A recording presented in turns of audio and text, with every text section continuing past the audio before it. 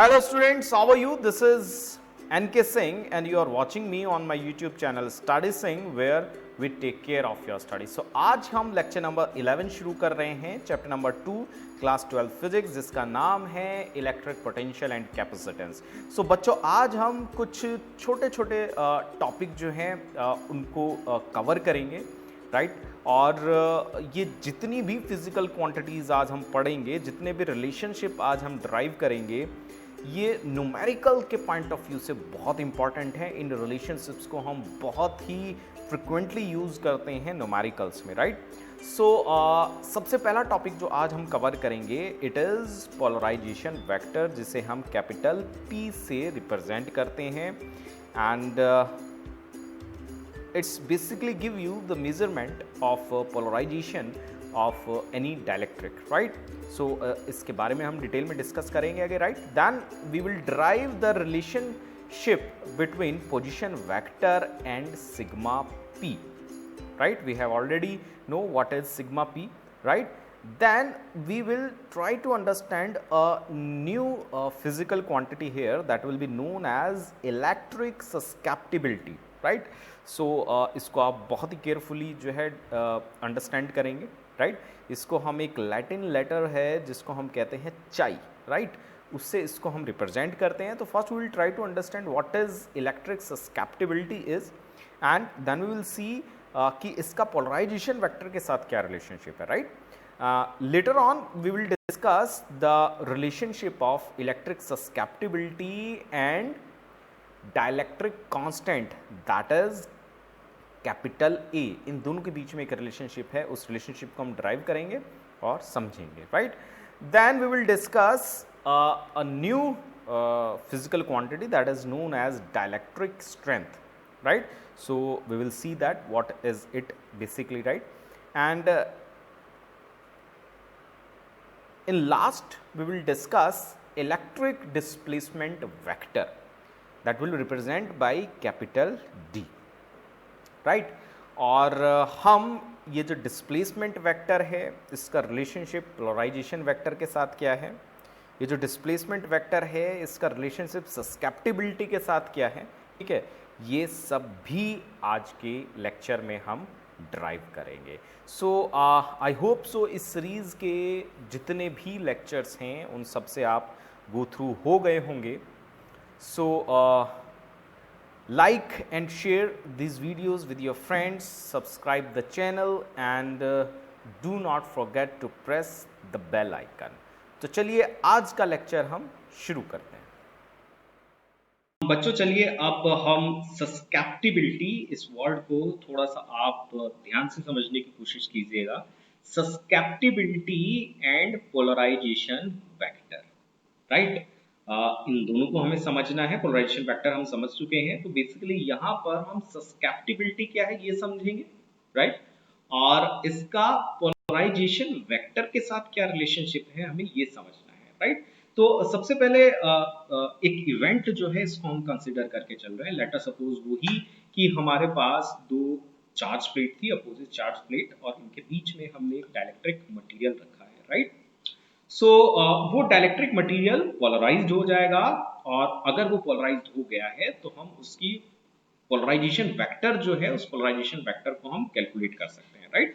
और polarization vector basically किसी भी डाइलेक्ट्रिक मटेरियल का एक ऐसा पैरामीटर है जो सिंपली हमें ये बताता है कि कोई भी डाइलेक्ट्रिक जो है वो कितना ज्यादा या कितना कम पोलराइज्ड हुआ है, राइट. और हमारे पास डिफरेंट डिफरेंट टाइप के डाइलेक्ट्रिक मटेरियल्स हैं, और इन सब की जो पोलराइजेशन वेक्टर है, इन सब की डिग्री ऑफ पोलराइजेशन जो है ऑब्वियसली वो डिफरेंट डिफरेंट होगी. That means we can say that कि कुछ मटेरियल जो बहुत अच्छे डाइलेक्ट्रिक हैं वो बहुत अच्छे से पोलराइज्ड होंगे, और जिनकी डिग्री जो है डाइलेक्ट्रिकनेस की वो थोड़ी कम है वो थोड़े कम पोलराइज्ड होंगे, राइट. सो एक चीज, एक ऑब्जर्वेशन जो है वो देखने में आई है कि ये जो पोलराइजेशन वेक्टर है, ये जो क्वांटिटी है,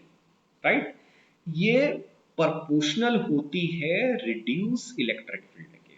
या आप इसको ऐसे भी कह सकते हैं कि जितनी स्ट्रॉन्ग आप एक्सटर्नल इलेक्ट्रिक फील्ड लगाएंगे उतना ज्यादा मटेरियल पोलराइज्ड होगा, राइट। तो indirectly we can say that के polarizability or polarization vector is proportional to the reduced electric field, right? So इस कॉन्सेप्ट को हम सिंपली इस तरह से लिख सकते हैं that the polarization vector is proportional to epsilon naught and reduce electric।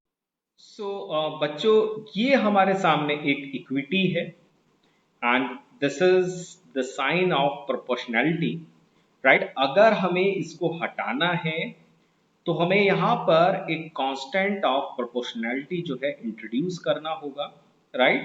और जो हमने इंट्रोड्यूस किया है constant, this is basically a Greek alphabet जिसको हम कहते हैं chi, right. And epsilon naught E, epsilon naught E, ठीक है। इसके हम सबस्क्रिप्ट में ई भी लिख सकते हैं, इसके हम सबस्क्रिप्ट में ई लिख सकते हैं, right. So this chi e is basically electrical susceptibility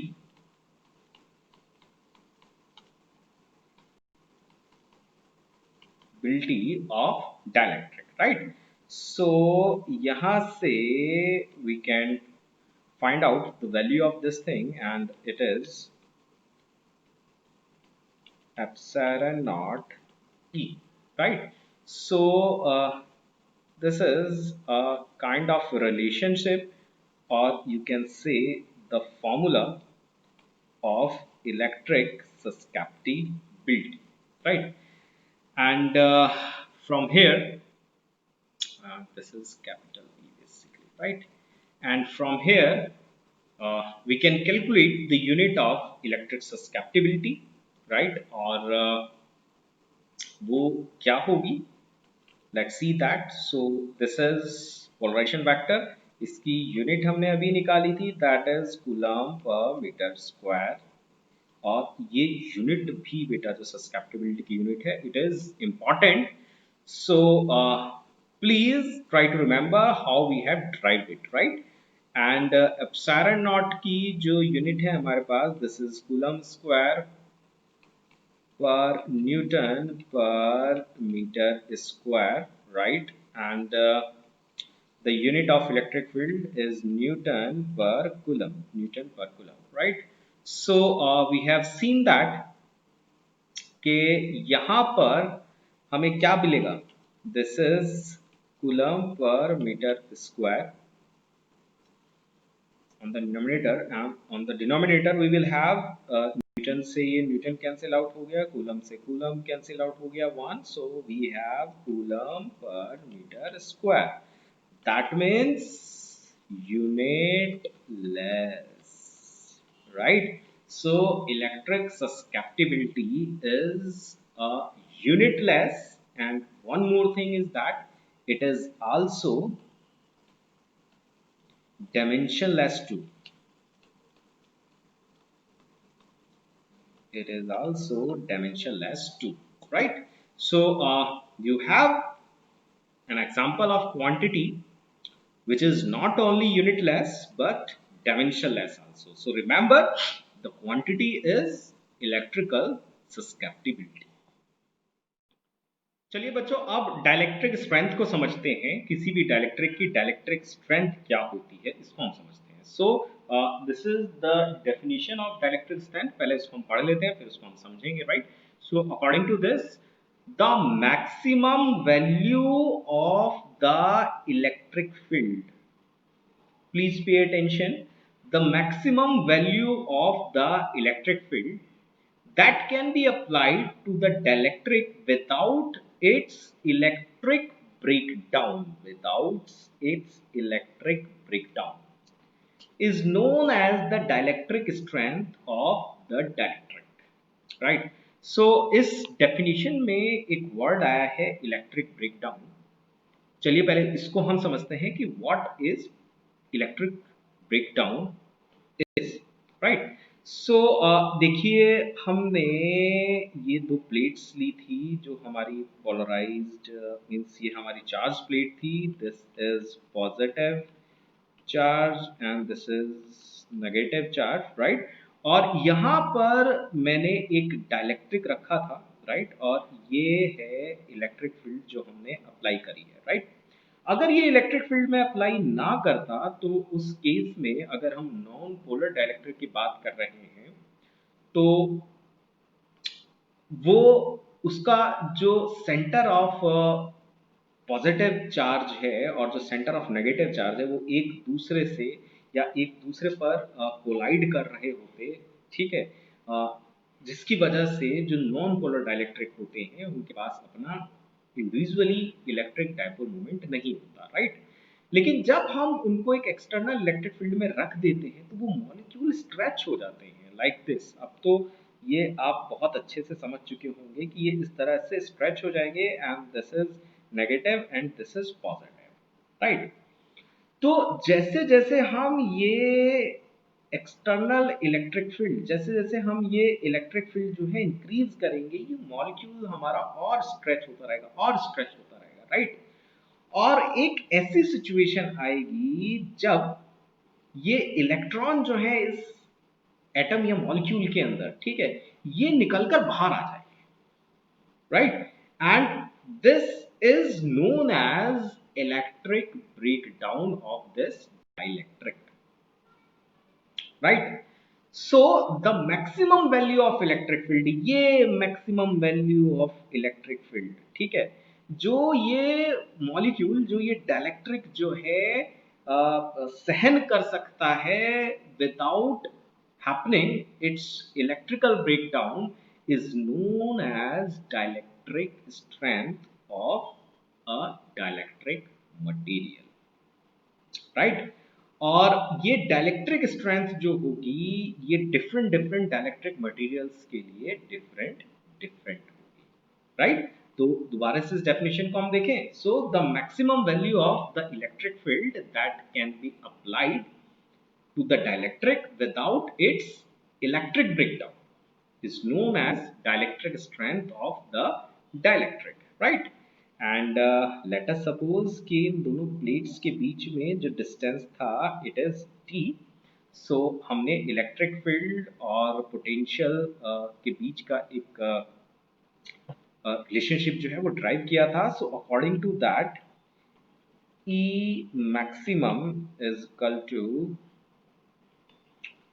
V breakdown voltage, right? And divided by D. So this E maximum is nothing but dielectric strength of a dielectric, right? So this is about the dielectric strength and you can easily find out its unit and dimension too. So I leave it on you कि आप dielectric strength की unit और dimension जो है वो find out करें by the help of this particular formula. Okay बच्चों, अब हम रिलेशनशिप जो है वो देखने वाले हैं पोलराइजेशन वेक्टर और सिग्मा पी के बीच में, ठीक है? तो सिग्मा पी क्या था? Sigma P is surface charge density of polarized और इंड्यूस्ड चार्ज. तो सिचुएशन वही है हमारी पुराने वाली, ये दो पैरेलल प्लेट्स जिसके बीच में एक ये डाइलेक्ट्रिक हमने रखा है, राइट? और ये पॉजिटिव चार्ज है, ये नेगेटिव चार्ज है. तो इस प्लेट का जो सरफेस चार्ज डेंसिटी है it is denoted by plus sigma, mind it is plus sigma, right? और ये जो प्लेट नंबर 2 है इसकी जो सरफेस चार्ज डेंसिटी है it is minus sigma, right? और ये इलेक्ट्रिक फील्ड यहाँ पर जनरेट हो गई है लाइक दिस, राइट? और इसकी वजह से डाइलेक्ट्रिक जो है ये पोलराइज्ड हो गया है, इसमें चार्ज इंड्यूस हो गया है, ठीक है? और उसकी जो सरफेस चार्ज डेंसिटी है वो हमने ली है minus sigma P and plus sigma P, right. So let us suppose कि ये जो आपकी प्लेट्स हैं, ये जो प्लेट्स हैं, इन प्लेट्स का एरिया जो है वो ए है, और इन दोनों प्लेट्स के बीच में जो पूरा वॉल्यूम आपका बन रहा है उसको हम रिप्रेजेंट कर रहे हैं बाई वी, राइट। ये दो प्लेट्स हैं लाइक दिस, ये दो प्लेट्स हैं, इन प्लेट्स के बीच का जो वॉल्यूम है उस वॉल्यूम को हम रिप्रेजेंट कर रहे हैं बाई वी, राइट। और जो डिस्टेंस है इन दोनों प्लेट्स के बीच का उसको हम रिप्रेजेंट कर रहे हैं बाई डी। तो चलिए इसको हम लिख लेते हैं, A is equal to area of each plate, area of each plate, right, and small d is distance between plates, distance between plates, right. And qp, this is qp is what? The total magnitude of polarized or induced charge in the dielectric. So qp is magnitude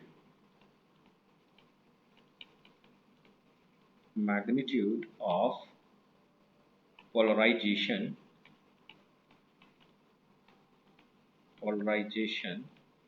or you can say induced charge uh, on the polarized dielectric. So this is qp, right. So जो ये dielectric है, right, इसका जो dielectric moment होगा, so dielectric moment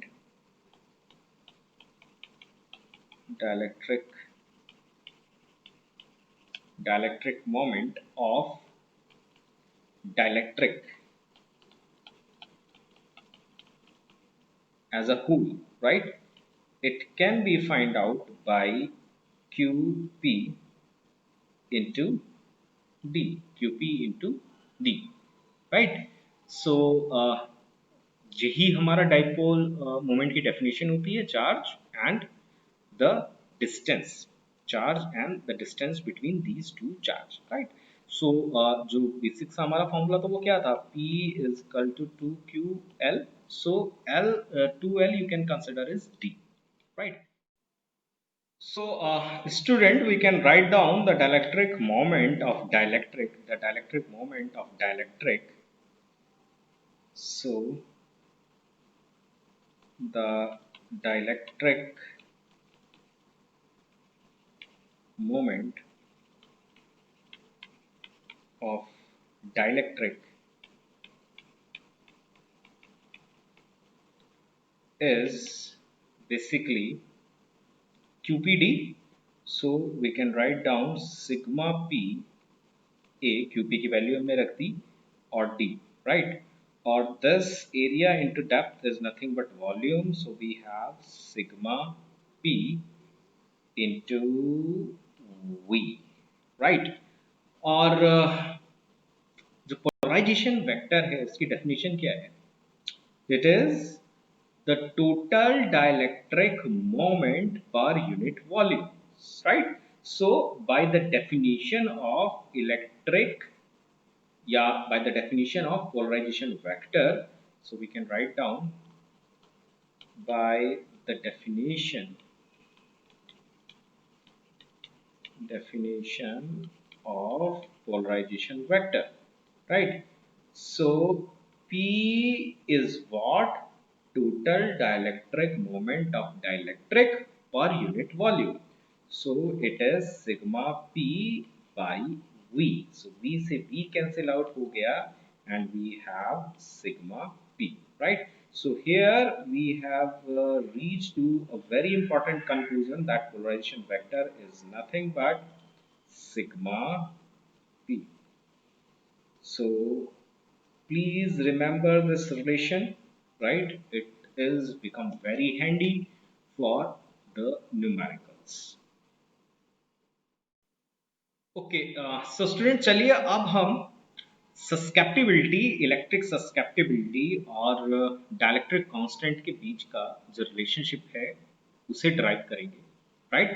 तो electric susceptibility means चाई and the dielectric constant means capital के.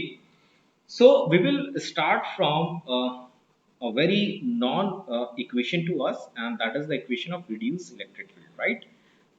We know that E is equal to E is reduced electric field, E naught minus E P. We know that, right? इसको हम ऐसे लिख सकते हैं E naught is equal to E plus EP, right? So E naught is equal to E or EP को EP is the polarized electric field between the two plates in dielectric, and it can be write down as sigma P divided by epsilon naught, right? और हम इस relationship को ऐसे लिख सकते हैं plus P upon epsilon not, क्योंकि अभी हमने एक रिलेशनशिप ड्राइव किया था because P is equal to sigma P.